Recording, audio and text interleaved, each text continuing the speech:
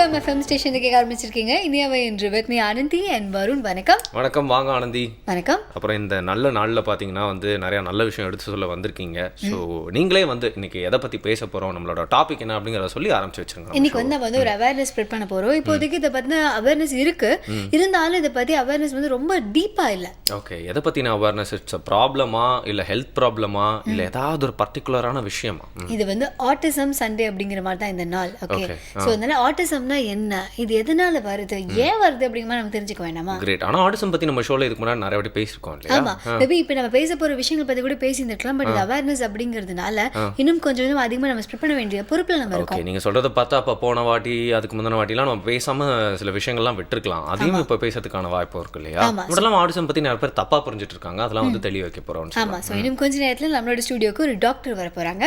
But அதுக்கு முன்னாடி health அப்படின்னு வந்துட்டா நாங்கள் முத்திரையோட தான் ஆரம்பிப்போம். பார்த்துடலாம். வணக்கம். விரல்களே மருத்துவர் எனும் நலம் தரும் முத்திரைகள் வரிசையில் இன்றைக்கு நாம் பார்க்க இருப்பது விடுதலை முத்திரை. விடுதலை முத்திரை நமக்கு என்னென்ன பலன்களை தரப்போகிறது அப்படின்னு பார்த்திங்கன்னா, ஒன்று, நம்மளுடைய குடல் புழுக்களை ஒழிக்கும். இரண்டாவது, பெருங்குடலில் இருக்கக்கூடிய வாயுவை குறைத்து எளிமையாக மலம் கழிப்பதற்கு உபயோகமாக அமையும். மூன்றாவது, இந்த பெருங்குடல் போகிற பகுதியில் எல்லாமே இந்த பக்கத்தில் இருந்து இப்படியே இப்படி கீழே இறங்குற வரைக்கும் வயிற்றில் ஒரு பெருவயிறு போன்ற ஒரு தோற்றம் இருக்கும். வயிறு ரொம்ப பெருசாக இருக்கிற மாதிரி இருக்கும். அதற்கும் இந்த முதிரை நல்ல எளிமையான தீர்வாக இருக்கும். அடுத்தது பார்த்திங்கன்னா, ஏதாவது ஒரு பழக்கம், குறிப்பிட்ட பழக்கம், இப்போ நம்ம நிறைய பேர் நகம் கடிச்சிட்ருப்பாங்க. அடுத்தது சிலர் முடியை அப்படி சுற்றிகிட்டே இருப்பாங்க. அப்புறம் சிலர் ஏதாவது மூக்கை நோண்டிகிட்டு இருக்கிறது, கண்ணை அப்படி தேய்ச்சிட்ருக்கிறது, காதை இழுத்துட்ருக்கிறது, ஏதாவது ஒரு பழக்கம் பழகி வச்சுருப்பாங்க. சிலர் புகைப்பிடிக்கும் பழக்கம் இருக்கும். சிலர் மது அருந்தும் பழக்கம் இருக்கும். ஒவ்வொருத்தருக்கும் ஒவ்வொரு பழக்கம், ஏதாவது ஒரு பழக்கத்திற்கு நாம் அடிமையாக இருப்போம். எந்த பழக்கத்தை விடணும்னு நம்ம நினைக்கிறோமோ அந்த பழக்கத்தை விட வேண்டும் என்று மனதில் ஒரு சங்கல்பம் பண்ணி கொண்டு இந்த குருவணக்க முதிரை வைத்து சங்கல்பம் பண்ணிடுங்க. குருவணக்க முதிரை வைத்து சங்கல்பம் பண்ணிவிட்டு அடுத்தது அந்த உஷாஸ் முதிரை அப்படின்னு சொல்லக்கூடிய ஒரு முதிரையிலையும் இரண்டாவது சங்கல்பம் பண்ணிவிட்டு அடுத்தது அதிகாலை நேரங்களில் நீங்கள் இந்த முதிரை, விடுதலை முதிரையை செஞ்சுட்டு வந்தீங்கன்னா கண்டிப்பாக ஒரு 40 நாட்களுக்குள்ளாகவே அந்த பழக்கம் உங்களை விட்டு மறைந்துவிடும். ஒரு அற்புதமான மனம் சார்ந்த ஒரு முதிரையிலையும் இது நல்ல வேலை செய்யும்.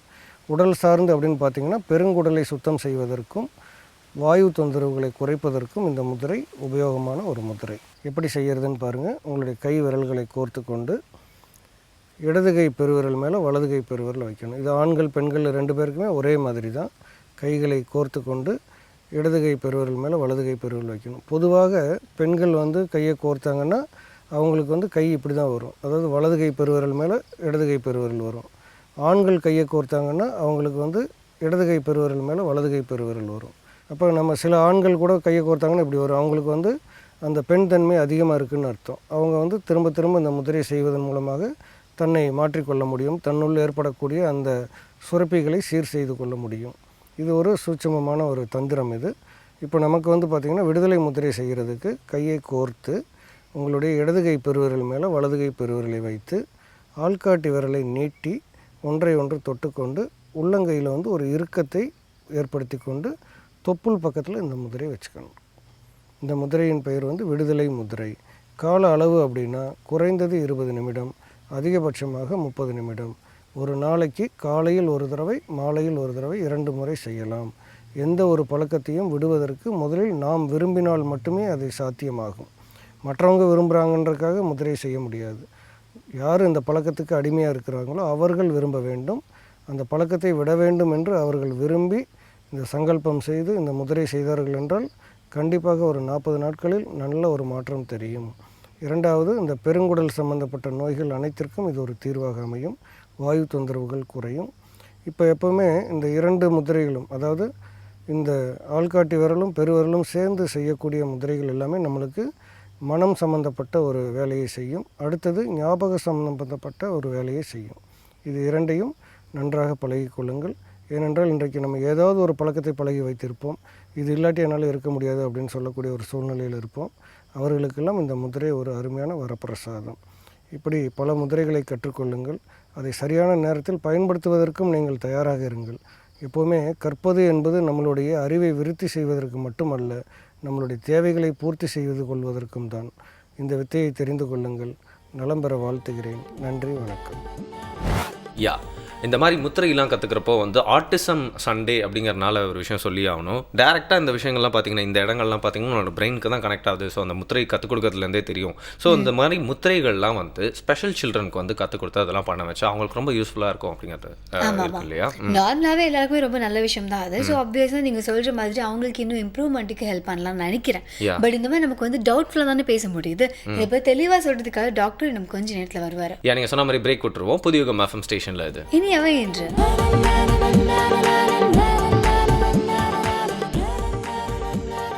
Welcome back. புதியுகம் எஃப்எம் ஸ்டேஷன்ல கேட்டுட்டு இருக்கீங்க. இனியவை இன்று with me Aniti and Varun.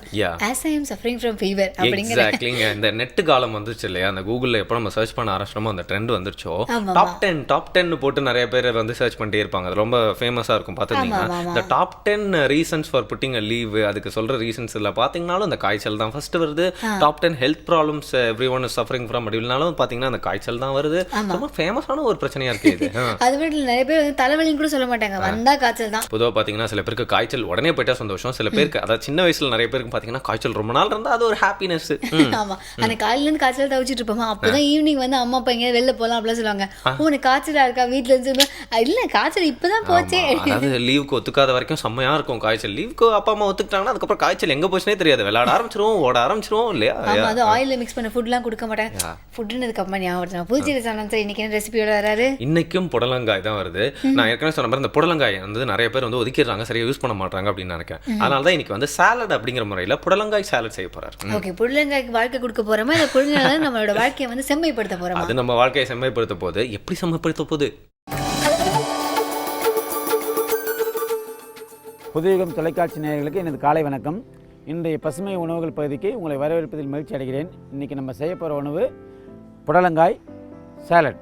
எப்படி செய்யலாம்னு முன்னாடி இதுக்கு என்ன தேவைன்னு பார்க்கலாம். பிஞ்சு புடலங்காய் பொடியாக நறுக்கியது, சின்ன வெங்காயம் பொடியாக நறுக்கியது, கொத்தமல்லி தழை பொடியாக நறுக்கியது, பச்சை மிளகாய் பொடியாக நறுக்கியது, எலுமிச்சை சாறு, உப்பு, தேங்காய் பால், தயிர், மிளகு சீரகப்பொடி.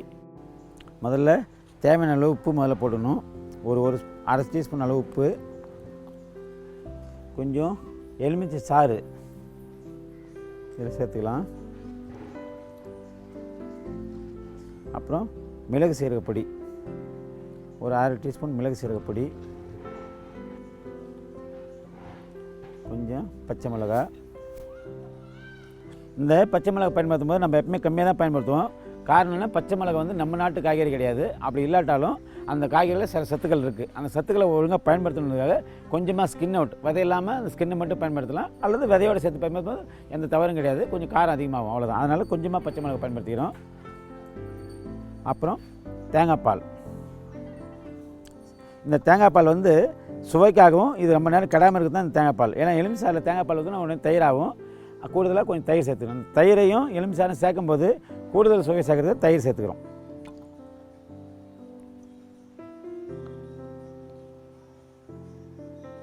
தயிர் சேர்த்துக்கிறோம். இதில் இப்போ புடலங்காய் முதல்ல போடுறோம்.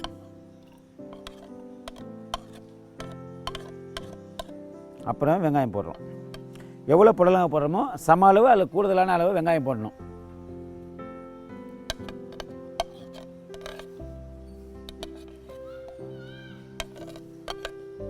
கொஞ்சம் பொடியாக நெருக்கிய கொத்தமல்லியும் இதில் சேர்த்துக்கிறோம். இது கலக்கிறோம். நம்ம எந்த சுவை கூடுதலாக தேவையோ அந்த சுவையை இதில் கலக்கி நம்ம கூடுதலாக போடும்போது நமக்கு வந்து தேவையான அளவு சுவையாகவும் சத்துள்ள சாப்பிடக்கூடிய அளவில் வந்து இந்த உணவு தயாராகிடும். இப்போ இந்த சேலட் வந்து தயிரையும் தேங்காய் பாலையும் மையமாக வச்சு தான் செய்கிறோம். ஆனால் புடலங்காயில் பண்ணுறோம். அந்த புடலங்காய் சுவை கூட்டுறதாக தான் தயிர் தேங்காய் பால் பயன்படுத்துகிறோம். அதனால இன்னும் கொஞ்சம் கூடுதலான அளவு தயிர் இதில் சேர்த்துக்கலாம். கொஞ்சம் தேங்காய் பால் சேர்த்துக்கலாம் கூடுதலாக. அப்போ இந்த சுவை கூட ஆரம்பிச்சிடும். காரம் போய் புளிப்பு போய் இந்த சுவை வந்து சமமான, அது மென்மையான புளிப்பும் மென்மையான காரம் உள்ள ஒரு சுவையான சேலட், புடலங்காய் சேலட் தயாராக இருக்குது. இது பெரியவங்க குழந்தைங்க எல்லாருமே விரும்பி சாப்பிடுவாங்க. ரொம்ப நல்ல சேலட்டு.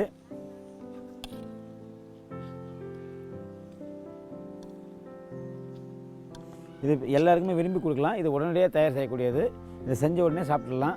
ஒரு 2 மணி நேரம் 3 மணி நேரத்துக்கு கெடாமையும் இருக்கும். ஏன்னா எலுமிச்சம்பழம் தேங்காய்ப்பழம் சேர்த்துக்கல ஒரு 2 மணி நேரம் 3 மணி நேரம் கெடாமல் இருக்கும். இது குழந்தைங்க பெரியவங்க எல்லாருக்குமே விரும்பி சாப்பிட்லாம். இது துணை உணவாக பயன்படுத்தலாம். இல்லை நான் புடலங்காய் சாலடே சாப்பிட்றோம், எனக்கு பச்சை புடலங்காய் சாப்பிட முடியாது, அதனால் இப்படி சாப்பிட்லான்றவங்க இந்த மாதிரி கொஞ்சம் தயிர் கூடுதலாக சேர்த்து மெயினாக நிறையா சாப்பிடணும் விரும்புகிறவங்க இந்த சாலடை நிறையாவும் சாப்பிட்லாம். இதனால் எந்த விதமான கெடுதலும் ஏற்படாது.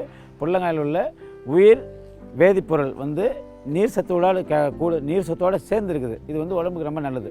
வேறு ஒரு நல்ல சத்துள்ள பசுமை உணவோடு அடுத்த நிகழ்ச்சி சந்திக்கலாம். நன்றி. இயற்கையாக சமைச்சாச்சு, சாப்பிட்டாச்சு. இப்போ ஒரு பிரேக் எடுத்துக்கிட்டோம்னு வச்சுக்கோங்களேன். அதுக்கப்புறமா அறிவு பசிக்கு ஒரு ஃபுட் கிடைக்கும்னு வச்சுக்கோங்க. ஏன் நம்ம இறையன்பாய் சார் இன்னைக்கு அவரோட ஸ்டைல்லேருந்து கொஞ்சம் டிஃப்ரெண்ட்டாக வேற ஒரு டாபிக் பற்றி பேச போகிறாரு. ஆனால் என்னன்னு சொல்ல மாட்டார், சஸ்பென்ஸ் வச்சிருவோம். அதுக்கு முன்னாடி பிரேக் விட்டுருவோம். புதிய யுகம் எஃப்எம் ஸ்டேஷனில் இது இனியவை இன்று.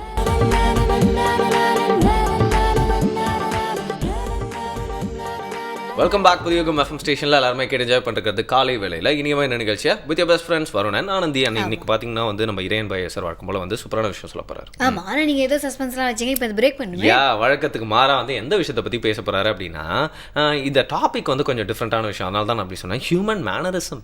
ஓகே, ஹியூமன் மேனரிசம்ங்கிறது என்ன டிஃப்ரெண்ட்? Connected with culture.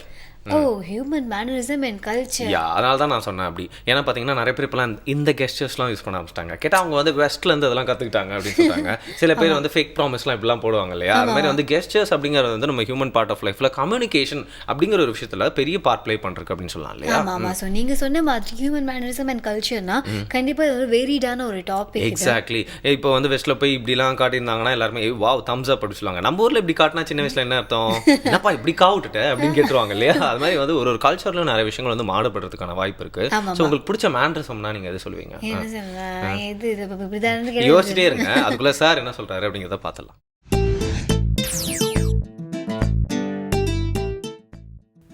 மேற்கத்திய நாடுகளுக்கும் கிழக்கத்திய நாடுகளுக்கும் இந்த நிர்வாகத்தில் இருக்கக்கூடிய சில பிரச்சனைகள், அந்த பிரச்சனைகள் என்ன அப்படிங்கிறத பற்றி ஆஃப்ஸ்டடே அப்படிங்கிற ஒரு புத்தகம் எழுதியிருக்கிறார். அந்த புத்தகத்தில் அவர் என்ன சொல்கிறாருன்னா, ஒவ்வொரு நாட்டுக்கும் ஒரு கல்ச்சர் இருக்குது அப்படிங்கிறார். இப்போ மனித இயல்புன்னு ஒன்று இருக்குது, மனித பண்பாடு அப்படின்னு ஒன்று இருக்குது, அப்புறம் மூணாவது தனிப்பட்ட இயல்புன்னு ஒன்று இருக்குது. இப்போ நீங்கள் பார்த்தீங்கன்னா மனிதனுக்கு உலகம் முழுவதும் சில கூறுகள் இருக்குது.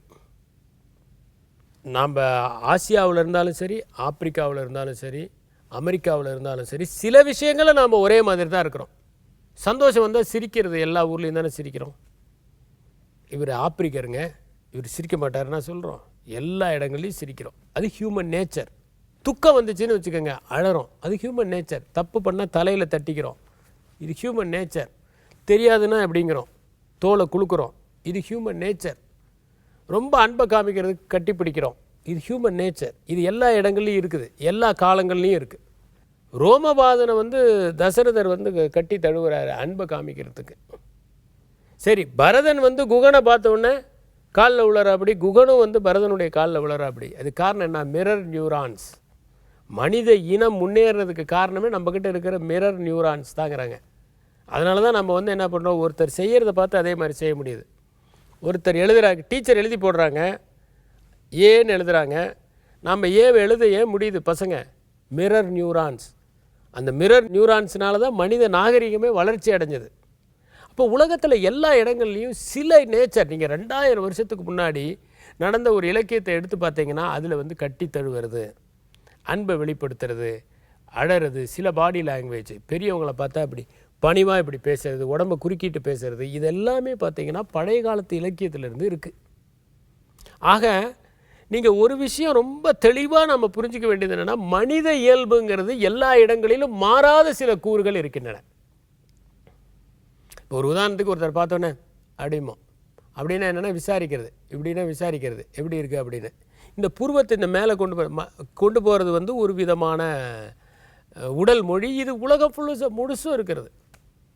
அலட்சியமாக எப்படிங்கிறது அப்படின்னு சொல்லுவாங்க. அப்படின்னா என்னென்னா ஒரு ஏளனம், நீ சொல்கிறதுல உண்மை இல்லை அப்படிங்கிற ஒரு ஏளனம். வேறு யாராவது ஒரு பொய்யான ஒரு விஷயத்தை சொன்னால் பண்ணுறது, இது உலகத்தில் எல்லா இடத்துலையும் இருக்கிற விஷயம். இது ஹியூமன் நேச்சர். அதே மாதிரி தலை இப்படி ஆட்டுறது, ஆமான்னு சொல்கிறது, இதெல்லாம் வந்து உலகம் முழுவதும் இருக்கக்கூடிய ஒரு விஷயம். இப்போ பண்பாடு சார்ந்தது. இப்போ சில இடங்களில் பார்த்தீங்கன்னா கை குலுக்கிறதுல ஒரு பண்பாடு இருக்கும். இப்போ நம்ம ஊரில் எல்லோரும் ஆணும் பெண்ணுலாம் பார்த்தா கை குலுக்கிக்கிறது கிடையாது. ஒரு ஆணும் பெண்ணும் பார்த்தா முடிஞ்ச அளவுக்கு வணக்கம் வைப்போம். இந்த வணக்கம் வைக்கிறதுங்கிறது நம்முடைய பண்பாடு. இப்போ கை குலுக்கிறதுங்கிறது வெஸ்டர்ன். இப்போ எல்லோரும் கை குலுக்க ஆரம்பிச்சிட்டாங்க. அதில் கூட ஒரு பண்பாடு இருக்குது. வெஸ்ட்டில் கூட கை குலுக்கிறதுல ஒரு பண்பாடு இருக்குது. எப்படின்னா பெண் கையை நீட்டினா தான் ஆண் கை கொடுக்கணும். நாம் ஃபஸ்ட்டு கை கொடுக்கக்கூடாது. பெண்ணாக கை கொடுத்தா நம்ம கை கொடுக்கலாம். பெண்களுக்கு தான் அவங்களுக்கு தான் அது கை கொடுக்கலாமா இல்லையாங்கிறத முடிவு பண்ண வேண்டியவங்க அவங்க. சில டைமில் ஆண்கள் கை கொடுக்கறதுக்கு இப்படி கை நீட்டினாங்கன்னா ஒன்றுங்க இப்படி வணக்கம் வச்சுருவாங்க. அப்போ ரொம்ப அசிங்கமாக போயிடும். அதனால் கல்ச்சர், அடுத்தது கல்ச்சர் மாறும். ஒரு இடத்துல ஒரு மாதிரி இருப்பாங்க, இன்னொரு இடத்துல ஒரு மாதிரி இருக்கும். ஒரு இடத்துல ஆணும் பெண்ணும் பக்கத்தில் நின்று பேசுகிறது ரொம்ப சாதாரணம். 2 ஆண்கள் பக்கத்தில் நின்று பேசக்கூடாது. அமெரிக்காவிலலாம் 2 ஆண்கள் ரொம்ப நெருங்கி நின்று பேசக்கூடாது. அது மாதிரி ஒரு விஷயம் இருக்குது. எப்படி கை குலுக்கிறதுங்கிறதுல ஒரு பண்பாடு இருக்குது. ஒரு 5லேருந்து 7 முறை வரைக்கும் இப்படி குலுக்கலாம் கையை. அதுதான் வந்து பண்பாடு, கை குலுக்கிறதுங்கிறது. இது மாதிரி ஒவ்வொன்றிலையும் கை குலுக்கிறதுல, உட்கார்றதுல, நிற்கிறதுல எல்லாத்துலேயுமே வந்து ஒவ்வொரு ஊருக்கும் ஒவ்வொரு மாதிரி. இப்போ நீங்கள் பார்த்தீங்கன்னா சில நாடுகளில் வந்து பார்த்தீங்கன்னா மூக்கை உரசுவாங்க. அன்பை காமிக்கிறதுக்கு மூக்கை உரசுவாங்க. அது ஒரு விதமான பண்பாடு. சில இடங்களில் பார்த்தீங்கன்னா கன்னத்தில் முத்தம் கொடுப்பாங்க. ஆண் பெண்கள் கூட முத்தம் கொடுப்பாங்க. அது ஒரு விதமான பண்பாடு. நம்ம ஊர்லேயே பார்த்தீங்கன்னா ஹோலி கொண்டாடும்போது நீங்கள் யார் மேலே வேணும்னா வண்ணத்தை தீட்டலாம். அன்றைக்கி ஒரு நாள் லைசன்ஸ். இது மாதிரி பண்பாடு. ஹோலிக்கு அடுத்த நாள் போய் இப்படி தீட்டினானா அவனை தீட்டிடுவாங்க. வண்ணத்தை தீட்டுறவனை போட்டு தீட்டிடுவாங்க. ஏன்னா அன்னைக்கு மட்டும்தான் அது அலவுடு. எங்கள் வாதியார் சொல்லிக் கொடுப்பார். என்னென்னா ஒரு அம்மா தொடப்பத்தை விற்றுக்கிட்டு போகும்போது விளக்கமாறு அப்படின்னு கூப்பிட்டா அந்த அம்மா வரும். ஏன்னா அது விளக்கமாறு வந்து ஆகு பெயரான். அது விற்கிற பொருளே கொச்சு கூப்பிட்டாலும் அந்த அம்மா விளக்கமாறு கொண்டு வந்து உங்கள்கிட்ட கொடுக்கும். அடுத்த நாள் அது இல்லாதப்ப அது வெறுனை போகும்போது விளக்கமாறுன்னு கூப்பிட்டிங்கன்னா அதுலேயே வந்து சாத்தும் அப்படிம்பாரு. இதுதான் ஆகு பெயருக்கு அவர் எங்களுக்கு சொல்லி கொடுத்த விஷயம். இதுதான் ஹியூமன் கல்ச்சர். 3வது பார்த்தீங்கன்னா இண்டிவிஜுவல் மேனரிசம்னு ஒன்று இருக்கும். இப்போ பார்த்தீங்கன்னா திடீர்னு சில பேர் இப்படிம்மா, அடிக்கடி 5 நிமிஷத்துக்கு ஒரு முறை இப்படிம்மா. சில பேர் பார்த்திங்கன்னா அப்படி பேசுவாங்க. இது அவன் மேனரிசம். பேசிவிட்டு நம்மக்கிட்ட இப்படி ஒரு அங்கீகாரம். சில பேர் பார்த்திங்கன்னா ஒவ்வொரு முறை பேசிவிட்டு இப்படிம்பாங்க காதை. சில பேர் இப்படிம்பாங்க. சில பேர் சட்டை இப்படி பண்ணிக்குவாங்க. சில பேர் இப்படி தோலை குலுக்குவாங்க 2 நிமிஷத்துக்கு. இதெல்லாம் மேனரிசம். அது மாதிரி இந்த வெஸ்ட் ஈஸ்டில் பாடி லாங்குவேஜ் மட்டும் இல்லை, கல்ச்சர்லேயும் சில டிஃப்ரென்சஸ் இருக்குது. இப்போ நம்ம ஊரில் பார்த்திங்கன்னா 3 காரணங்கள் இருக்குது. ஒன்று வந்து பவர் டிஸ்டன்ஸ் இண்டெக்ஸ், 2வது வந்து அன்சர்டனிட்டி இண்டெக்ஸ், அவாய்டன்ஸ் இண்டெக்ஸ், 3வது வந்து கலெக்டிவிசம். இதுதான் நம்முடைய மேனேஜ்மெண்ட்டை தீர்மானிக்குது அப்படின்னு ஆஃப்ஸ்டடே சொல்கிறார். இந்த 3 என்ன அப்படிங்கிறத நம்ம தொடர்ந்து பார்த்தோம்னா இந்த 3ஐயும் எப்படி நெறிப்படுத்துவதன் மூலம் நம்முடைய மேலாண் திறன்களை வளர்த்து கொள்ளலாம் என்பதை புரிந்து கொள்ளலாம். ஓகே, அவர் வந்து ஹியூமன் மேனரிசம் அண்ட் கல்ச்சர் பற்றிலாம் பேசி முடிச்சிட்டாங்க. ஸோ இப்போ அடுத்து வந்து உங்களுக்கு பிடிச்ச மேனரிசம் இது? எனக்கு கேப்டன் ஜாக் பண்ணுற எல்லா மேனரிசமே ரொம்ப பிடிக்கும். ஏன்னா அவர் ஒரு செகண்டில் பார்த்தீங்கன்னா அது எவ்வளோ மேனரிசம் பண்ணி முடிச்சிருவாரு. யார் தெரியுமா கேப்டன் ஜாக்? நம்ம ஜானி டெப் தான் சொல்கிறோம். ஓ, ஜானி டெப் நீ சொல்கிறேன். Okay okay. எனக்கு பிடிச்ச மேனரிசம்னா பாபாய்னு வச்சுக்கோங்க போகலாம். ஆனால் வந்து நம்ம நாட்டில் அதிகமாக அப்படிலாம் சொல்லும் போதெல்லாம் அங்கே எவ்வளோ சீரியஸாக ஒருத்தர் நிறைய விஷயங்கள் நம்மளுக்கு சொல்லியிருக்காரு. நீ என்ன பாப்பாங்கிற நான் ஏதோ சொல்லிட்டு இருக்கேன், பட் இனிமேல் ஒரு பிரேக் விட்டா தான் சரி வரும் அப்படின்னு நினைக்கிறேன். ஆமாம் ஆமாம். இன்னும் கொஞ்சம் நேரத்தில் வேறு நம்ம ஆடிசம் பற்றி பேச போகிறோம். ஸோ சீரியஸான விஷயம் வந்து அதுக்கான அவேர்னஸ் ஸ்ப்ரெட் பண்ண வேண்டிய ஒரு பெரிய பொறுப்பில் வேறு நம்ம. எக்ஸாக்ட்லி. இதை பற்றி சொன்னோன்னே எனக்கு இன்னொரு விஷயம் ஞாபகம் வருது. அவர் வந்து இந்த விஷயங்களை சொல்லும் போது வந்து பார்த்தீங்கன்னா ஒரு டேர்ம் யூஸ் பண்ணார். அதாவது வந்து மிரர் நியூரான் அப்படிங்கிறது வந்து பொதுவாக ஒரு விஷயத்தை பார்த்து உடனே பிரதிபலிக்கிறது அப்படிங்கிறது நமக்குள்ளே இருக்கிற இன்ஸ்டிங்க்ட் அப்படின்னு சொல்லலாம். இந்த ஆட்டிசம் பாதிக்கப்பட்டிருக்க குழந்தைங்களுக்கு மெயினாக இந்த இன்ஸ்டிங்க்ட் வந்து இருக்காது அப்படின்னு சொல்கிறாங்க. ஓகே, ஒரு சில பேருக்கு குறைவாக இருக்கும்பாங்க, ஒரு சில பேருக்கு வந்து இல்லாமல் போகிறது கூட வாய்ப்புகள் இருக்கு. எக்ஸாக்ட்லி. ஸோ ஆட்டிசம் பற்றி நாமளும் இந்த மாதிரி சின்ன சின்ன விஷயங்களை இங்கே தேடி கண்டுபிடிச்சு கொண்டு வந்துட்டுருக்கோம். பட் டீட்டெயிலாக சொல்கிறதுக்காக ஒரு டாக்டர் எனக்கு கொஞ்சம் நேரம் ஸ்டுடியோக்கு வர பட் அதுக்கு முன்னாடி ஒரு பிரேக்கு புதியுகம் எஃப்எம் ஸ்டேஷனில் இது இனியவை என்று.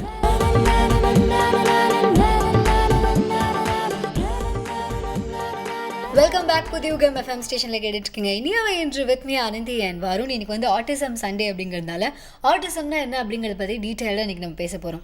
ஆட்டிசம் பற்றி நம்ம ஏற்கனவே நம்ம ஷோவில் நிறைய வாட்டி டிஸ்கஸ் பண்ணியிருக்கோம், நிறைய விஷயங்கள் ரிவீல் பண்ணியிருக்கோம். இன்றைக்கி நம்மளோட டவுட்ஸ் அண்ட் கொஸ்டின்ஸ்க்குலாம் ஆன்சர் பண்ண போகிறது யார்? இன்றைக்கி வந்து ராமச்சந்திரா மெடிக்கல் காலேஜில் சைல்டு டெவலப்மெண்ட் யூனிட்டில் அசோசியேட் ப்ரொஃபஸராக இருக்கிற டாக்டர் உதயகுமார் அவர்கள் வந்திருக்காங்க. வணக்கம். வணக்கம். Thanks for coming doctor. Doctor, பேசிக்காக ஆட்டிசம்னா என்ன அப்படிங்கிறது தான் என்னோட முதல் கேள்வி டாக்டர். ஆட்டிசம் என்ன பார்த்தீங்கன்னா it's early childhood neuro developmental disorder. அதாவது இந்த ப்ராப்ளம் வந்து பார்த்திங்கன்னா ஒரு 3 வயசுக்கு உள்ளார இருக்கிற குழந்தையிலேயே சிம்டம்ஸ் வந்து வெளிப்படும். என்ன மாதிரி சிம்டம்ஸ் வெளிப்படும் அப்படின்னா, இது வந்து ஒரு சிம்டமை பேஸ் பண்ணி வர டயக்னோசிஸ் இல்லை, ஒரு அறிகுறியை மட்டும் இல்லை, it's a pattern of symptoms. அந்த pattern of symptoms will be impacting 3 areas of development. அதாவது 3 ஏரியாஸ். ஒன்று வந்து சைல்டோட சோஷியல் இன்ட்ராக்ஷன், அடுத்தவங்களோட பழகுதல், அதில் வந்து ப்ராப்ளம் வரலாம். தட் இஸ் அந்த சைல்டு அதே ஏஜ் குரூப் குழந்தையோட வந்து விளையாடுறதோ இல்லை இன்ட்ராக்ட் பண்ணுறதுல வந்து ப்ராப்ளம் இருக்கலாம், பழகுறதுல பிரச்சனை இருக்கலாம். அடுத்தது வந்து என்னென்னா, அது சைல்டோட எக்ஸ்பீரியன்சஸ், ஜாய்ஸ், இன்ட்ரெஸ்ட் அதை வந்து ஷேர் பண்ணுறதுலையும் வந்து ப்ராப்ளம் இருக்கலாம். அண்ட் இது வந்து இன்ட்ராக்ஷன், பழகுதலில் இருக்கிற ப்ராப்ளம். இப்போ அடுத்த ஏரியா ப்ராப்ளம்ஸ் அப்படின்னு பார்த்தீங்கன்னா கம்யூனிகேஷன், தட் இஸ் ஒருத்தர் பேசுறது. அது வந்து பார்த்திங்கன்னா இவங்கள வந்து பார்த்திங்கன்னா either they will have loss of language, அதாவது பேசவே முடியாமல் இருக்கலாம், நான் வெர்பல் ஸ்பீச் அந்த மாதிரி இருக்கலாம். Or when they speak there can be a delay in the speech, or அந்த கான்டெக்ட்க்கு இல்லாமல் நான் ஃபங்க்ஷனல் ஸ்பீச்சாகவும் இருக்கலாம். இது ரெண்டாவது ஏரியா ஆஃப் ப்ராப்ளம். அடுத்தது என்னென்னா, இப்போ நமது we can also communicate without words. That is நம்ம வந்து பாயிண்ட் பண்ணி நமக்கு வேண்டியதை கேட்கலாம், ஃபிங்கர் பாயிண்டிங் சொல்லுவோம், அது வந்து ஜாயிண்ட் அட்டென்ஷன் சொல்லுவோம்.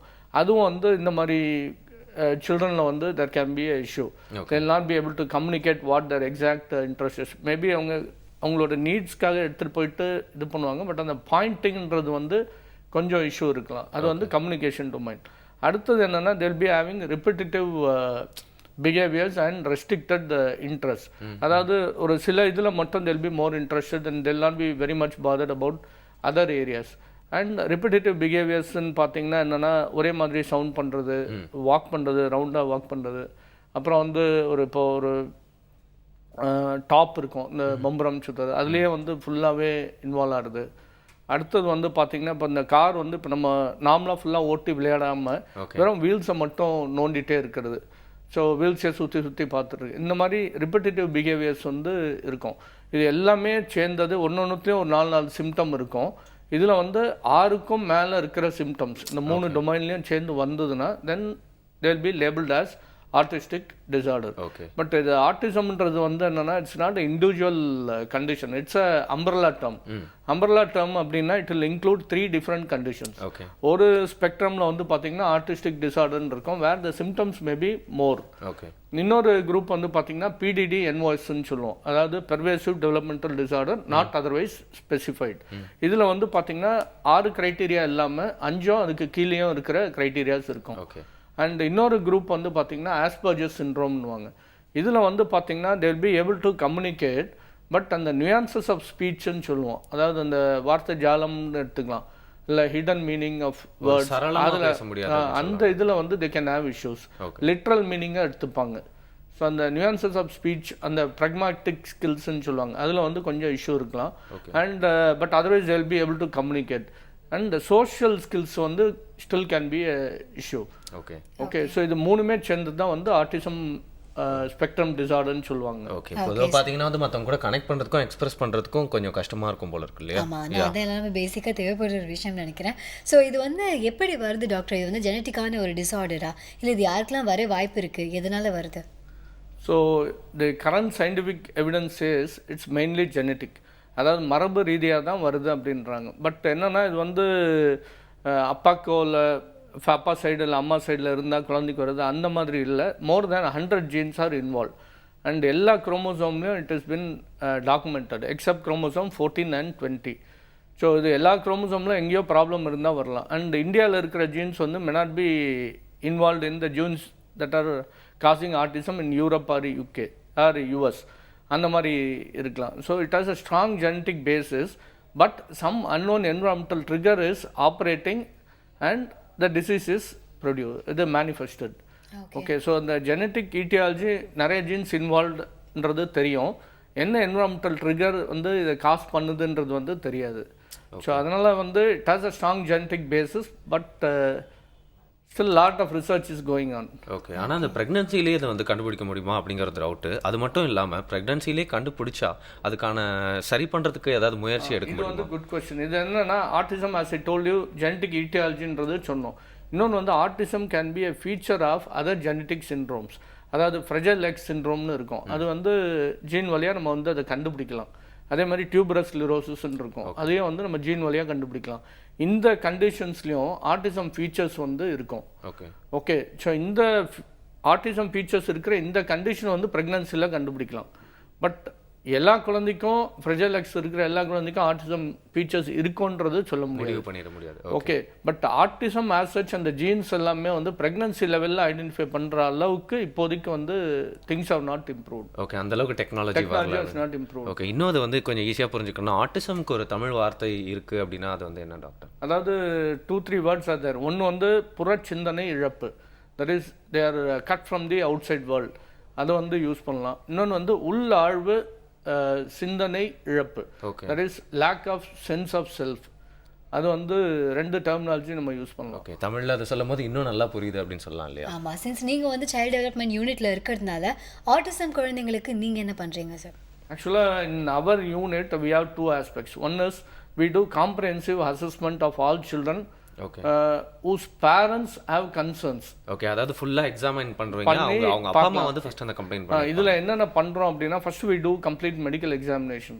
தட் இஸ் இந்த ஜெனட்டிக் சிண்ட்ரோம் சொன்னோம் பார்த்தீங்களா, அதோட ஃபீச்சர்ஸ் எதுவும் இருக்கான்றது பார்ப்போம்.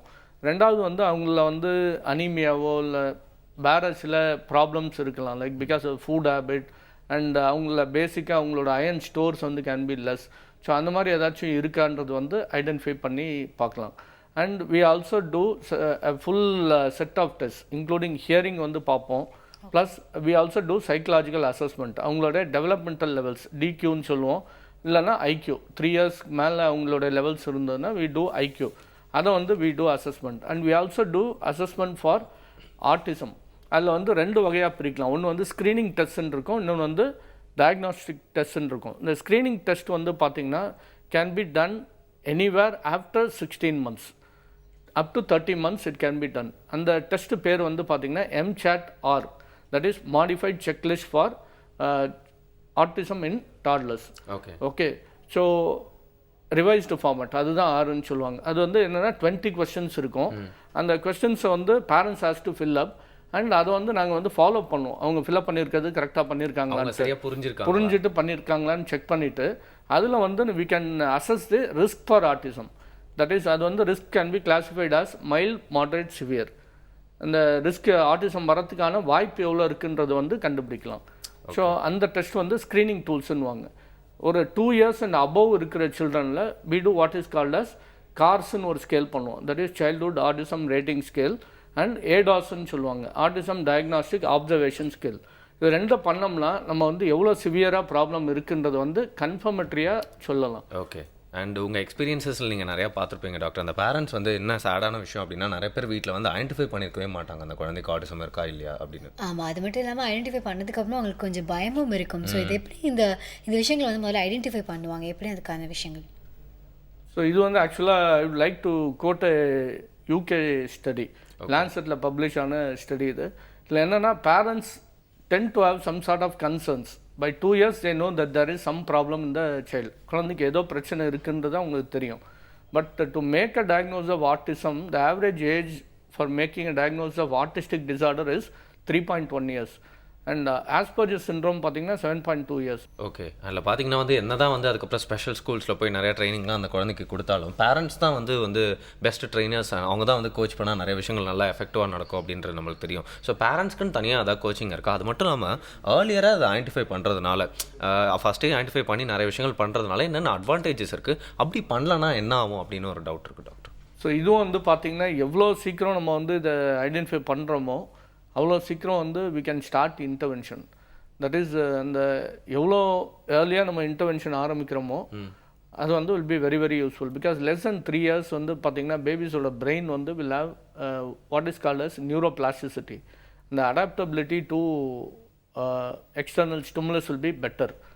ஓகே, ஸோ அப்போ என்ன ஆகும்னா வந்து நம்ம கொடுக்குற interventions will give maximum benefit. So சஸ்டெயின்டாக ஒரு 25 hours every week, okay, for about இந்த ஃபர்ஸ்ட் 5 years கொடுத்தோம்னா ஸ்டடீஸ் ஹவ் ஷோன் தட் அவங்களோட ஃபங்க்ஷனல் ஸ்பீச் வந்து நல்லா இம்ப்ரூவ் ஆகும், cognitive skills will be better and their behaviour patterns will also be better அப்படின்றது வந்து ஸ்டடீஸ் ஹவ் ஷோன். ஸோ அதனால் எவ்வளோ சீக்கிரம் ஐடென்டிஃபை பண்ணிவிட்டு எவ்வளோ சீக்கிரம் இன்டர்வென்ஷன் கொடுக்குறோமோ நல்லது. ஓகே, அந்த பேரண்ட்ஸ்க்கு உண்டான கோச்சிங் அப்படிங்கிறது எப்படி டாக்டர்? லைக் சே இந்த இப்போ நம்ம வந்து traditional method of child rearing where the parents spend most of the time with the child. அப்புறம் அந்த external like say impediments to social impairment, like say tape வச்சுட்டு விளையாடுறது, டிவி பார்க்குறது, இதெல்லாம் வந்து என்னென்னா இந்த interaction between the parent and the child அது grandparents and the child இதெல்லாம் வந்து பாதிக்கக்கூடிய விஷயங்கள். இதை வந்து கட் டவுன் பண்ணிவிட்டு they can spend more time with the child. But அந்த organised intervention, that is occupation therapy, speech therapy, அதெல்லாம் வந்து என்னென்னா some of the parents they can over a period of time acquire the skills and maybe they can practice it at the house. Okay. So பொதுவாக வந்து குழந்தைங்களை வளர்க்குறது அப்படிங்கிறது சிம்பிளான விஷயம் இல்லை அப்படின்னு சொல்லுவாங்க. ஸோ இவங்களுக்கு வந்து இன்னும் எக்ஸ்ட்ரா கேர் தேவைப்படுது அப்படின்னு சொல்லலாம்.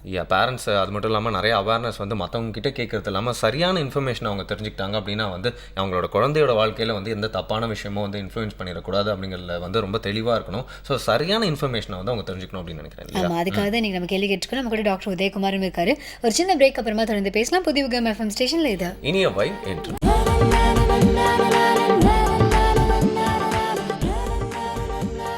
வெல்கம் பேக் புதிய யுகம் FM ஸ்டேஷனில் எல்லாருமே என்ஜாய் பண்ணிருக்கிறது இனியவா இந்த நிகழ்ச்சியை இந்த காலை வேளையில் உங்ககிட்ட பேசிட்டு இருக்கிறது வருண் அண்ட் ஆனந்தி. அண்ட் இன்னைக்கு நம்ம பேசிட்டு இருக்க விஷயம் அப்படிங்கிறது பார்த்தீங்கன்னா ஆட்டிசம் சண்டே. இதை பற்றி பேசுறதுக்காக பேராசிரியர் டாக்டர் உதயகுமார் வந்திருக்காரு இல்லையா? ஆமாம். ஸோ அவர்கிட்ட வந்து முதல்ல ஆட்டிசம்னா என்ன அண்ட் ஆட்டிசமில் வந்து எப்போ அது வந்து டயக்னோஸ் பண்ண உடனே எந்த மாதிரியான விஷயங்களை உடனே கடைபிடிக்க வேண்டியது இருக்குது அப்படிங்கிற மாதிரி பல விஷயங்கள்லாம் பேசிட்டு இருக்கோம்.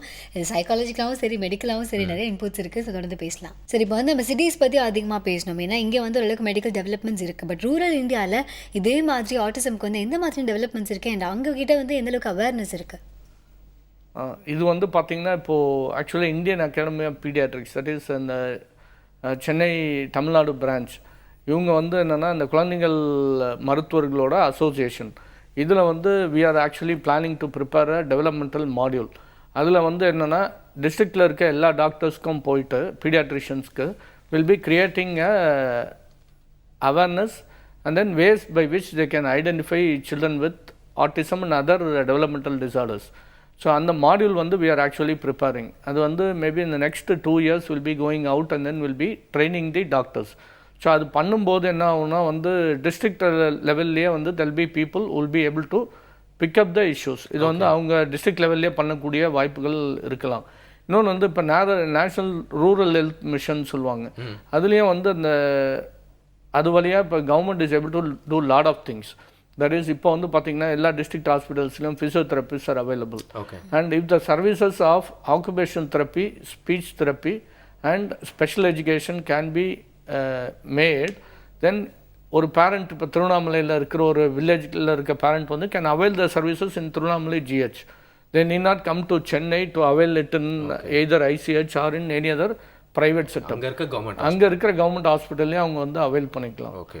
But right no there is a very big gap between the city and the rural areas. இப்போ சிட்டிலன்னு வந்து பார்த்தீங்கன்னா there are lot of people who are doing organised intervention. அது வந்து பார்த்தீங்கன்னா இப்போது ராமச்சந்திரன் மெடிக்கல் காலேஜில் வந்து பார்த்தீங்கன்னா we have what is called as a calm deal program. It's a very good program aiming at occupation therapy, speech therapy and special education in an organized manner. And it's a proved program in India. That வந்து we have been implementing in the last say 8 or 9 months we have been implementing. So that is actually a very good program, and we have equivalent program in CMC Vellore. So அது இல்லாமல் we have lot of people who are doing independent work in terms of occupation therapy and speech therapy. அது வந்து facilities are available in the private sector. And children hospital எக்மோரில் பார்த்தீங்கன்னா there are facilities for speech therapy and occupation therapy. So சிட்டியை பொறுத்த வரைக்கும் we have good amount of facilities. But அந்த facilities வந்து இருக்கிற நம்பர் ஆஃப் சில்ட்ரனுக்கு பத்துமான்றது வந்து தெரியல. But still we have facilities in Chennai. Okay. But if you go into the rural areas, definitely there is a very big gap. Okay. And நீங்கள் வந்து தெளிவாக அதை எடுத்து சொன்னதுனால எங்களுக்கு ஒரு கிளாரிட்டி ஏற்பட்டிருக்கு அதில் அப்படின்னே சொல்லலாம். அண்ட் அது மட்டும் இல்லாமல் பார்த்தீங்கன்னா இந்த எக்ஸ்பிரஷன் இல்லைனா சோஷியல் கான்டாக்ட் இல்லைனா மற்றவங்க கூட அந்த பழகிறதுக்கான முறையெல்லாம் வந்து மெயினாக ஆட்டிசமில் வந்து அந்த பாதிக்கப்பட்ட குழந்தைக்கு வந்து இல்லை. அதுதான் வந்து பெரிய பிரச்சனையாக இருக்குது அப்படின்னு சொல்லலாம். ஸோ இதில் மெயினாக பார்த்தீங்கன்னா இண்டிபெண்ட்டாக அவங்களோட லைஃப்பை அவங்களே லீட் பண்ணி வாழ்ந்துக்கிறதுக்கு உண்டான திறன் அவங்ககிட்ட இருக்குமா அப்படிங்கிறது தான் ஒரு கேள்வியாக இருக்குது இல்லையா? இதுக்கும் வந்து I think we have to go back to the UK study தான். அதில் வந்து they found that ஒரு 20% of children, when they grow as adolescent, they are able to lead a employed, self-sufficient, although isolated lives. Okay. They are able to lead. Okay. And majority of them பார்த்தீங்கன்னா they are dependent on others for support. And கொஞ்சம் பேருக்கு வந்து இந்த support வந்து நிறையவே தேவைப்படலாம். Okay, emotional சப்போர்ட்டாக இல்லை இது எப்படி இருக்கும் doctor? In terms of say, it all depends on உங்களோட கண்டிஷனோட சிவியரிட்டியை பேஸ் பண்ணி இருக்கலாம். Okay. And the amount of support you give will be depending upon the amount of need they require. Okay. Okay. ஆனால் இந்த மாதிரி ஆட்டிசமால் பாதிக்கப்பட்டவங்க கூட ஒரு சில விஷயத்தில் வந்து செம்மையாக இருப்பாங்க, நல்ல கான்சன்ட்ரேஷனோடு இருப்பாங்க அப்படின்னு சொல்லுவாங்க. ஸோ பொதுவாக இந்த மாதிரி பாதிக்கப்பட்டவங்க எந்த விஷயத்தில் ரொம்ப ஷார்ப்பாக இருப்பாங்க? அது வந்து என்னென்னா, இப்போ வந்து I would like to quote Hans Asperger. அவர் தான் வந்து அந்த ஆஸ்பர்ஜர் சிண்ட்ரோம்ன்ற ஒரு டேர்மை காயின் பண்ணார். What is actually quoted is anybody who is excelling very well in life should have a dash of Asperger's in him her. Okay, அப்படின்னா என்னென்னா வந்து ஒரு ஃபீல்டில் ரொம்ப எக்ஸல் பண்ணுறவங்க வந்து should have some sort of இதுன்ற மாதிரி, that's what he means. So அதனால என்னென்னா வந்து ஆர்டிஸ்டிக் சில்ட்ரன்லேயே வந்து there is one group called as autistic savants. அவங்கள என்னென்னா மியூசிக்கில் ரொம்ப திறமை இருக்கும். ஒரு வாட்டி பார்த்தாங்கன்னா அந்த ஃபுல் மியூசிக்கோட ஃப்ளோ அது எல்லாமே வந்து தெரியும். அந்த மாதிரி இருக்கலாம். அதே மாதிரி they may be too good in any particular activity in which they are totally devoted. It can be painting. So அந்த இண்டிவிஜுவல் ஸ்கில் வந்து அந்த சைல்டுக்கு எந்த அளவுக்கு இருக்குதுன்னு பார்த்துட்டு அதை வந்து நம்ம க்ரூம் பண்ணோம்னா they will be definitely able to do very well in life. And பெரிய பெரிய ஆளுங்கன்னு எடுத்துக்கிட்டிங்கன்னா மெஜாரிட்டி ஆஃப் தெம் இப்போது நம்ம வச்சு பார்த்தோம்னா அவங்களுக்குலாம் ஆர்டிஸ்டிக் ஃபீச்சர்ஸ் இருக்குமோ அப்படின்ற மாதிரி தோணும். I would not like to quote the name of people, but அந்த மாதிரி இருக்குமோன்றது கூட தோணலாம். ஓகே, ஒரு டவுட் இருக்குது அப்படின்னு சொல்கிறீங்க. பட் அந்த மியூசிக்கை பற்றி சொன்னோன்னா ரொம்ப இன்ட்ரெஸ்டிங்காக இருக்குது டாக்டர். அந்த மியூசிக் அப்படிங்கிறது பார்த்தீங்கன்னா எல்லாருக்குமே ஜென்ரலாக எல்லாருக்குமே மியூசிக் அப்படிங்கிறது ஒரு தெரப்பி தான். பட் ஆட்டிசம் பாதிக்கப்பட்ட குழந்தைங்களுக்கு மியூசிக் அப்படிங்கிறது எந்த அளவுக்கு தெரப்பி அப்படிங்கிற வகையில் ஹெல்ப் பண்ணும் டாக்டர்? ஆக்சுவலாக அந்த மியூசிக் தெரப்பியை வந்து பார்த்திங்கன்னா it comes as one of the alternative forms of treatment. Okay, but நம்ம எப்படி எடுத்துக்கணும் அப்படின்னா, the child likes music and அந்த சைல்டோட மூட் ஸ்விங்ஸ் வந்து are getting reduced by music, then definitely music can be played. அப்படி வந்து எடுத்துக்கலாம். But as such it's a very potential area. ஏன்னா இப்போ கர்நாடிக் மியூசிக் பார்த்தீங்கன்னா வெஸ்டர்ன் வேர்ல்டில் இல்லை.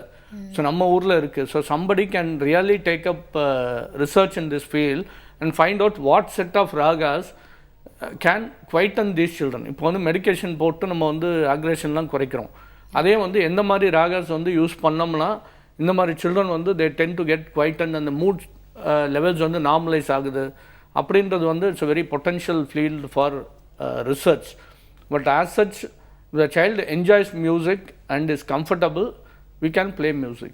நைஸ். ஓகே, சமீப காலமாக ஆனால் என்னென்னா இப்போ ஆட்டிசம் அப்படிங்கிற இந்த பெயரே கூட நம்ம வந்து ரீசெண்டாக கேட்ட மாதிரி தான் இருக்குது. ரொம்ப காலமாக கூட இந்த பிரச்சனை இருந்திருக்கலாம், அல்லது இப்போ தான் புதுசாக முளைக்கணும் அப்படிங்கிறதும் கொஞ்சம் டவுட்ஃபுல்லாக தான் இருக்குது இல்லையா? எக்ஸாக்ட்லி. இவங்களுக்கு ஆட்டிசம் இருக்குது அப்படின்னு சொல்லி இந்த டேர்ம் பண்ணுறதே வந்து நீங்கள் சொல்கிற மாதிரி இப்போ இந்த ரீசெண்ட் டைம்ஸ்லாம் அதிகமாக இருக்குது. ஏன் டாக்டர் 20 இயர்ஸ்க்கு முன்னாடி இது வந்து ஃபைன் பண்ணல அப்படிங்கிறனால ஒரு காரணமா, இல்லை இப்போ தான் அதிகமாகிடுச்சு அப்படின்னு சொல்லலாம்? ஆக்சுவலாக என்னென்னா இட்ஸ் அ காம்பினேஷன் ஆஃப் நிறைய ஃபேக்டர்ஸ். இப்போ ஒன்று வந்து இந்த அவேர்னஸ் வந்து increased among the parents, among the doctors.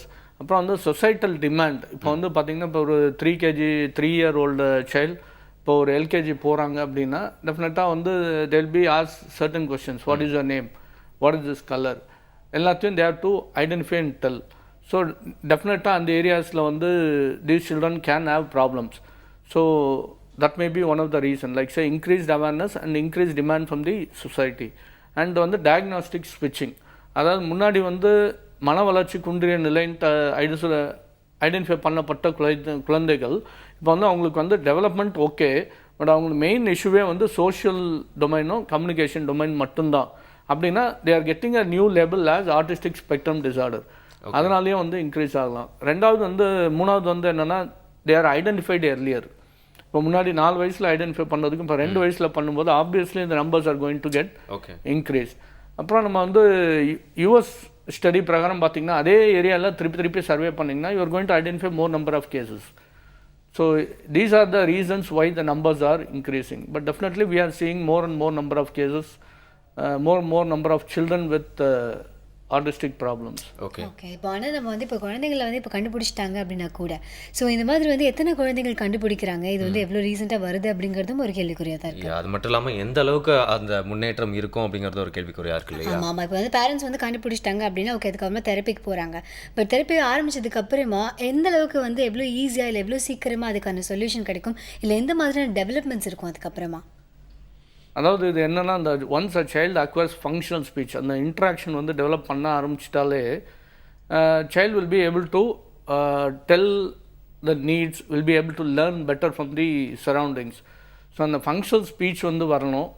அவங்களோட cognitive skill and adaptive skills இது எல்லாமே வந்து எந்த அளவுக்கு இம்ப்ரூவ் ஆகுதோ அது வந்து இப்போ இருக்கிற நீட்ஸ் ஆஃப் ஸ்கூல் எஜுகேஷனோட ஃபிட் ஆகும்போது they will get included in to the regular stream.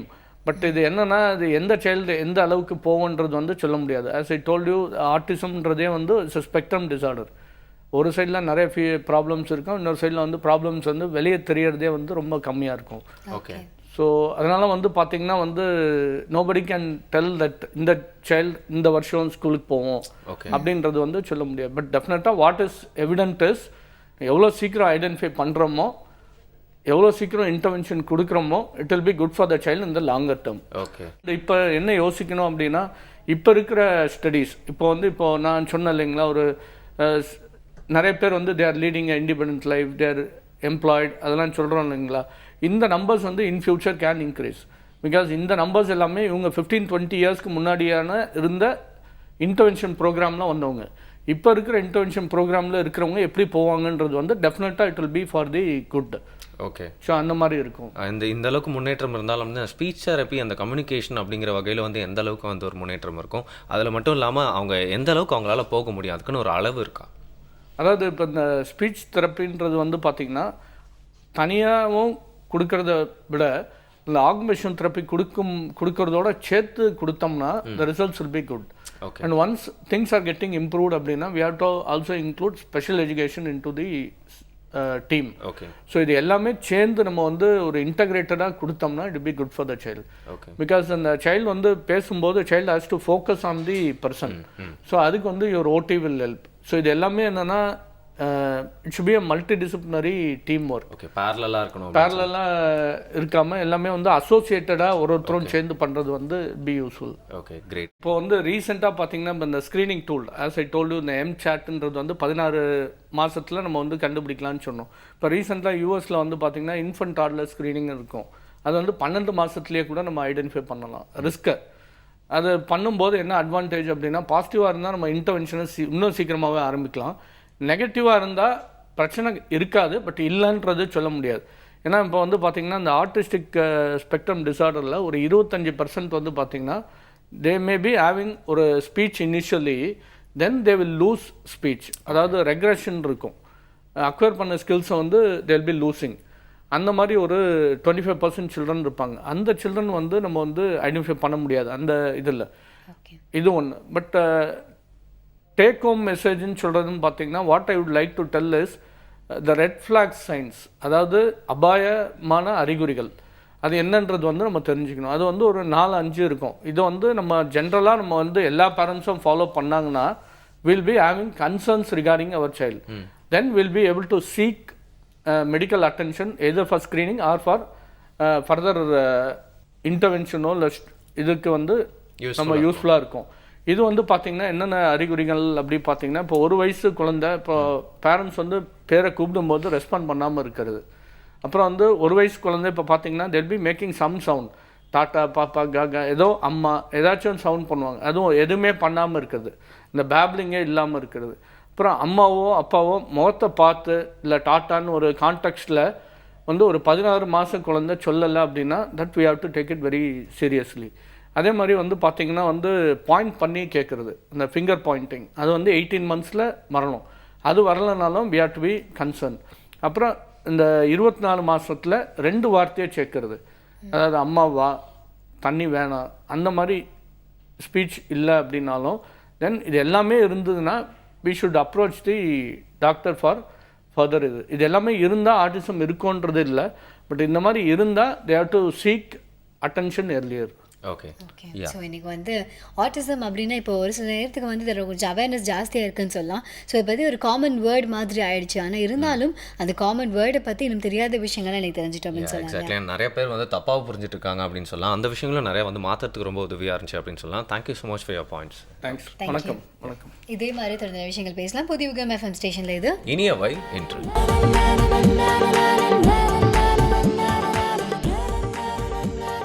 Welcome back புதிய யுகம் எஃப்எம் ஸ்டேஷனில் கேட்டுருக்கீங்க. இனியவை இன்று with me Anandhi and Varun. எனக்கு வந்து ஆட்டிசம் பற்றி அவேர்னஸ் ஸ்ப்ரெட் பண்ணமோ இல்லையோ அது கூட செகண்ட்னு வச்சுக்கோங்க. நம்ம நிறைய விஷயங்கள் தெரிஞ்சுக்கிட்டோம். எக்ஸாக்ட்லி. அது மட்டும் இல்லாமல் பார்த்தீங்கன்னா நிறைய பேருக்கு ரொம்ப யூஸ்ஃபுல்லாக இருந்திருக்கும் அப்படின்னு நினைக்கிறேன். பின்னாளில் வந்து இதை பற்றி தெரிஞ்சுக்காம இருக்கிறதோட இன்னைக்கு இதை பற்றி தெரிஞ்சுக்கிறதுனால நிறைய பேர் வந்து சந்தோஷப்படுவாங்க அப்படின்னு நினைக்கிறேன் இல்லையா? ஆனால் இவ்வளோ நல்ல விஷயம் தெரிஞ்சுக்கிட்டு நெக்ஸ்ட் வந்து ஒரு பயங்கரமான விஷயத்தை பற்றி தெரிஞ்சுக்க போகிறோம். பயங்கரமான விஷயம்னா என்னது? படையே நடுங்கும்யா. எந்த படம் நடுங்கும்? எங்க ஒரு விஷயத்தை பார்த்தா படையே நடுங்கும் அப்படின்னு சொல்லுவாங்க. பாம்பா? பாம்பு. இது இங்கிலீஷ்ல ஸ்னேக் அப்படி சொல்லுவாங்க இல்லையா? அது எப்படி சார் நீங்க பொத்துக்குள்ள கை விட்டு பாம்பு எடுப்பீங்க? இந்த ஸ்னேக்கை பத்தி தான் வந்து இந்த ஸ்னேக் அப்படிங்கிற வார்த்தை எப்படி வந்திருக்கும், பாம்பு எங்க இருந்து வரும் அப்படின்னு தெரியாது. அதே மாதிரி தான் ஸ்னேக் அப்படிங்கிற வார்த்தையும் எங்க இருந்து வந்துச்சு அப்படின்னு நமக்கு தெரியவே தெரியாது. நமக்கு தெரியல. என்ன அரசிந்தன் சார் வருவார் இல்லையா? அவர் வந்து டீட்டெயிலான ரிப்போர்ட்லாம் கொடுக்க போறாரு. இதை பத்தி சொல்லுங்க சார்.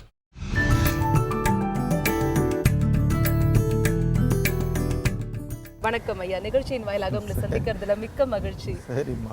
ஐயா சொல்லுவாங்க பாம்பை பார்த்தால் படையே நடுங்கும் அப்படின்னு சொல்லுவாங்க. இன்னும் அவங்களும் கண்டுபிடிச்சிருப்பாங்க. இந்த பாம்பு அப்படிங்கிற ஒண்ணு வந்து சாதாரண மனிதனிலிருந்து சூப்பர் ஸ்டார் வரைக்கும் பார்த்து மிரள வைத்த ஒரு மிருகம் அப்படின்னே சொல்லலாம் இல்லைங்களா? ஒரு ரெப்டைல். இந்த பாம்பு அப்படிங்கிற ஒரு சொல் எங்கிருந்து தோன்றியது? இதனுடைய வேர் சொல் எங்க இருக்கு?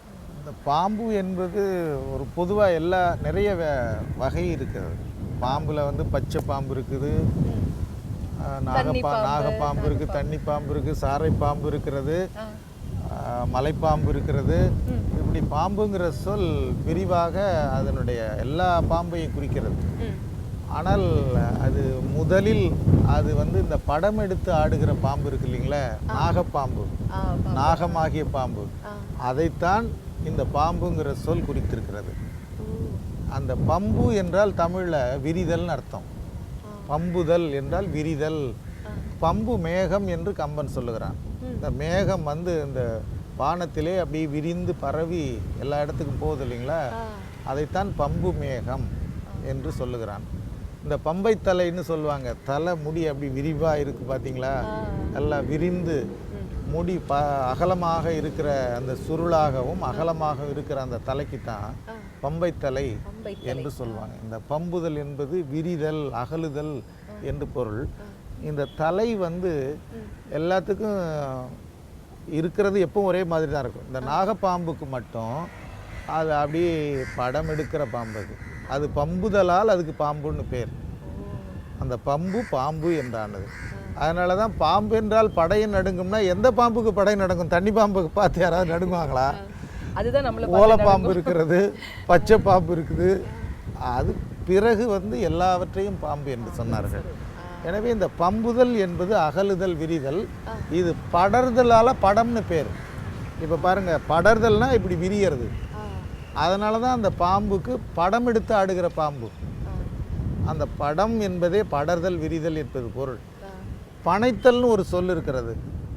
பனைத்தல்னா ஒரு பயிரை வந்து ஒன்றை நாற்றை நட்டோம்னா அது நிறைய அது பக்கத்தில் கிளை விட்டு வரும். அந்த பயிர் பனைத்து வளர்கிறதுன்னு சொல்லுவாங்க. அந்த சொல்லோட உறவுள்ளது பணம் என்ற சொல். பாம்பினுடைய படத்தை குறிக்கிற சொல் பணம் என்பது. பணம் என்றாலும் அந்த படத்தை தான் குறிக்கும். அதிலிருந்து பனி என்ற ஒரு சொல் இந்திய மொழிகள், சமஸ்கிருதம் எல்லாத்துலேயும் பனினா பாம்பு. பணத்தை கொண்டதால் அதுக்கு பனி. புரியுதுங்களா? பணம் என்பது என்னென்னா இந்த விரிந்த படம், படர்தலால் படம், பம்புதலால் பம்பு, அதுதான் பாம்பு, நாகப்பாம்பு. அந்த பாம்பு தான் உயிருக்கு நமக்கு ஏதம் தரக்கூடியது. அதனால தான் பாம்பு என்றால் படையும் நடுங்கும் என்று சொல்வது. அந்த நச்சு பாம்பு, நாகப்பாம்பு, படமெடுத்து ஆடுகிற பாம்பு. படம் என்பது அந்த ஹூடுன்னு சொல்லுவாங்க, அந்த விரிகின்றது. அது பை போல விரிந்தது. தேவைப்படுகிற பொழுது அது விரிந்து, அதான் படம் எடுத்து ஆடு பாம்பேன்னு சொன்னால் தண்ணி பாம்பை பார்த்து சொல்ல முடியாது, அது ஆடாது. படம் எடுத்து ஆடுகிற பாம்பு தான் ஆடு பாம்பு. புரியுங்களா? எது ஆடுகிறது? படம் எடுத்து ஆடுகிறது இல்லைங்களா? அதனால் இந்த பாம்புங்கிறது பொதுவில் பல வகையான பாம்புகளையும் சொன்னாலும் முதலில் அது படம் எடுக்கக்கூடிய நாகப்பாம்பை மட்டுமே குறித்தது. அந்த பம்பு என்பது பாம்பு என்றானது. அது படம் என்பதும் அப்படி படறது, அந்த பாம்புங்கிறது விரிதல் தான். பனைக்கல் என்பதும் பணனாகி அது பணத்தை உடைய பாம்பு பனி என்று அது சொல்லப்படுகிறது. அற்புதமா சொன்னீங்க ஐயா. ஒரு பாம்புக்குள்ள எவ்வளவு விஷயம், அழகான தமிழ் சொல் இல்ல? ஆமா, கொஞ்சம் பயப்பட வைக்கிற, அதே சமயம் நல்ல அற்புதமான தமிழ் சொல் தான் சொல்லணும். ஏன்னா நம்ம ஆரம்பத்துல படம் எடுத்து ஆடக்கூடியது அப்படிங்கறதுனால நாகப்பாம்புக்கு மட்டும் பாம்புன்னு சொல்லிட்டு இருந்தோம். அதற்கு நாளடைவில் நம்ம என்ன பண்ணிட்டோம், எல்லா பாம்பையுமே வந்து பாம்பு பாம்புன்னு சொல்ல ஆரம்பிச்சிட்டோம் இல்லைங்களா? அப்போ மற்ற பாம்பு என்னன்னு சொல்லுது? அதுதான் தண்ணீர் பாம்பு, சாரை பாம்பு, பச்சை பாம்பு. அது ஒரு பொது சொல் ஆயிட்டுது. இப்படி வந்து ஒரு சிறப்பு சொல் வந்து அதனுடைய வகைகளையும் சொல்வது இயல்பாக தமிழ்லையும் மரபு உலக மொழிகளையும் அது இயல்பு தான். அது அற்புதமா சொன்னீங்க ஐயா. பாத்தீங்களா, பாம்பு அப்படிங்கிறது வந்து நம்ம சாதாரணமா சொல்லக்கூடிய ஒரு சொல் தான். ஆனா அந்த காலத்துல படம் எடுக்கக்கூடிய நாகப்பாம்பை மட்டும்தான் பாம்பு அப்படின்னு சொல்லியிருக்காங்க. நாளடைவுல நாம தான் எல்லா பாம்பை பார்த்தாலும் பாம்பு பாம்பு அப்படின்னு சொல்ல ஆரம்பிச்சிட்டோம். ஸோ பாம்பை பத்தின ஒரு அழகான தகவலை இன்னைக்கு நம்ம தெரிஞ்சுக்கிட்டோம். இதே சந்தோஷத்தோட மீண்டும் அடுத்த நிகழ்ச்சியில உங்களை நாங்க 2 பேரும் சந்திக்கிறோம். நன்றி, வணக்கம். நெக்ஸ்ட் பாத்தீங்கன்னா வந்து நான் ஒரு வெப்சைட் இன்னைக்கு எடுத்துட்டு வந்திருக்கேன். இந்த வெப்சைட் வந்து நிறைய விஷயங்கள் வந்து நம்மளோட லைஃப்ல தெரப்பி அப்படிங்கிறது வந்து நம்மளுக்கே தெரியாது. ஃபார் எக்ஸாம்பிள் மியூசிக் கேட்டிருப்போம், டென்ஷனான மூட்ல இருப்போம், ரிலாக்ஸ் ஆயிடும், அது ஒரு தெரப்பி தான். அது மாதிரி ஒரு நல்ல பாசிட்டிவான ஒரு பர்சன் கிட்ட பேசுவோம், அது வந்து நமக்கு நல்ல இன்ஃப்ளூயன்ஸ் கொடுக்கும், அது ஒரு தெரப்பி தான். அவங்க கிட்ட வந்து நிறைய நம்பிக்கை நமக்கு வரும். அதே மாதிரி தான் சில கேம்ஸ்லாம் இருக்கு, அது மூலியமா நம்மளுக்கு நிறைய ஸ்கில்ஸ்லாம் வருது, அது நம்மளுக்கே தெரியல. ஆனா இந்த ஆட்டிசம் பாதிக்கப்பட்ட குழந்தைங்களுக்கு ஸ்பெஷல் கேம்ஸ் இருக்கு. அதெல்லாம் பாத்தீங்கன்னா வந்து அவங்களோட ஸ்கில்ஸை நிறைய அதிகமாக்கும். அது மட்டும் இல்லாமல் அவங்களோட லேர்னிங் அப்படிங்கிறத ரொம்ப ஈஸியாக்கும் அப்படின்னு சொல்லலாம்.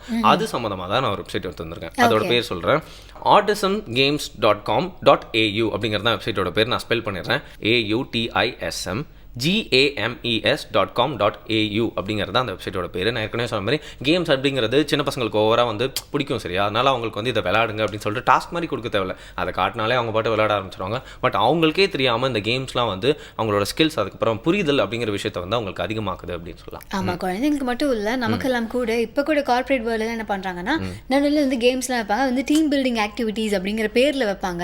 ஆனால் நிஜமாவே அந்த கேம் முடிக்கும் போது நமக்கு வந்து ஒரு சில பர்சன் பற்றி தெரியாத விஷயங்கள்லாம் தெரிஞ்சு அதான் லேர்னிங் இல்லையா? இதெல்லாம் யாருப்பா யோசிச்சிருக்கா? செம்ம ஜீனியஸா வச்சிருக்காங்களே. பட் இனிமே இது பாத்தீங்கன்னா வந்து ஃபர்ஸ்ட்லாம் ஒரு 5-6 வருஷத்துக்கு முன்னாடி கேம்ஸ்லாம் விளையாடினா ஏன்பா அப்படிலாம் வந்து கேட்கலாம், அது மூலியமா என்ன லேர்னிங் அப்படிலாம் கூட யோசிக்கலாம். பட் இப்பெல்லாம் வந்து டெக்னாலஜி அப்படிங்கிறது ஐபேட் எல்லாருமே யூஸ் பண்ணிட்டு இருக்காங்க. நிறைய வந்து நானோகிராம்ஸ், ஹோலோகிராம்ஸ்லாம் வரப்போதான் டெக்னாலஜியில். ஸோ அந்த கேம்ஸ் அப்படிங்கிற ஒரு டிஜிட்டல் வேர்ல்டு மூலியமா ஒரு விஷயத்தை கற்றுக்கிறதும் வந்து ரொம்ப நல்லது தான் அப்படின்னு நினைக்கிறேன். ஆமா, அதுலயும் நீங்க வந்து ஸ்பெஷலாக ஆட்டிசம் கிட்ஸ்க்காக சொன்னது வந்து சூப்பரான ஒரு வெப்சைட். Thank you so much. திருப்பி ரிப்பீட் பண்ணுறதோட பேர் மட்டும் autismgames.com.au. அதான் அதோட பேர். நல்ல விஷயத்தை நீங்க அடிக்கடி ரிப்பீட் பண்ணுவீங்க அப்படிங்கிற மாதிரி சொல்லி காமிச்சிருக்கீங்க. இன்னொரு நல்ல விஷயமும் சொல்லிடலாம், எங்களோட ஷோல எந்த விஷயம் சூப்பரா இருக்கு அப்படின்னு கேட்டா நீங்க கன்ஃபியூஸ் ஆவீங்களா, எப்படி ஒரு வார்த்தையில சொல்ல முடியும்? ஸோ ஃபீட்பேக்காக அனுப்புங்க. நீங்க feedback@pudiyugam.tv அப்படிங்கிற மெயில் அடிக்க உங்களோட ஃபீட்பேக்ஸ்லாம் அனுப்பிடலாம். இல்லை ஸ்க்ரீனில் தெரிகிற டால் ஃப்ரீ நம்பருக்கு கால் பண்ணி ரொம்ப ஈஸியாக உங்களோட ஃபீட்பேக்ஸ்லாம் பதிவு பண்ணிடுங்க. ஆமா, அதுவும் இல்லை அப்படின்னா கைப்பட கடிதம் எழுதி கீழே டிஸ்பிளே ஆகிட்டு அட்ரஸ்க்கும் நீங்கள் அனுப்பிச்சு வைக்கலாம். ஸோ நீங்கள் எப்படி அனுப்பிச்சாலும் சரி, நாங்கள் படிக்க தான் போகிறோம், எங்களோட சேர்ந்து கும்பலில் 10-15 பேர் படிப்பாங்க. அது மட்டும் இல்லாமல் நீங்கள் சொல்கிற நல்ல பாயிண்ட்ஸ்லாம் எடுத்துக்கிட்டு நிறைய சேஞ்சஸும் பண்ணுறதுக்கு வெயிட் பண்ணுறோம். அதனால தான் உங்களோட ஃபீட்பேக்ஸ்லாம் கேட்குறோம். அண்ட் நாளைக்கே உங்களுக்கு சூப்பரான விஷயங்கள் வேணுமா வேணாமா? வேணும்னா நாங்கள் இப்போ உடனே கிளம்பி ஆகணும். ஆமா, இதே மாதிரி பல சுவாரஸ்யமான விஷயங்களோட மறுபடியும் நாளைக்கு மீட் பண்ணலாம். புதிய FM ஸ்டேஷன்ல இது இனியவை என்று வரும் என்ன ஆனந்தி.